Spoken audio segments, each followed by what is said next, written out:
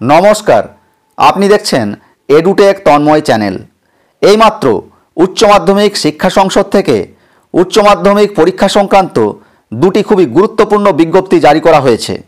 প্রথমটিতে বলা হচ্ছে, আসন্ন উচ্চ মাধ্যমিক 2024 পরীক্ষার পরীক্ষার্থীদের অ্যাডমিট কার্ড ও একাদশ শ্রেণীর রেজিস্ট্রেশন সার্টিফিকেট ও অ্যাটেন্ডেন্স সিট ইত্যাদি সামগ্রী বিতরণের জন্য 30শে জানুয়ারি সকাল 10টা থেকে ক্যাম্পের আয়োজন করা হয়েছে।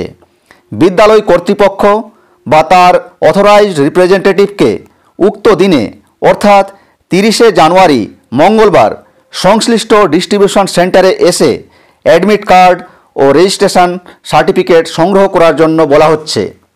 দ্বিতীয় বিজ্ঞপ্তিতে বলা হচ্ছে, আপনারা সবাই জানেন উচ্চ মাধ্যমিক 2024 পরীক্ষা 16ই ফেব্রুয়ারি 2024 থেকে সংশোধিত সময়ে অর্থাৎ সকাল 9:45 থেকে দুপুর 1টা পর্যন্ত চলবে।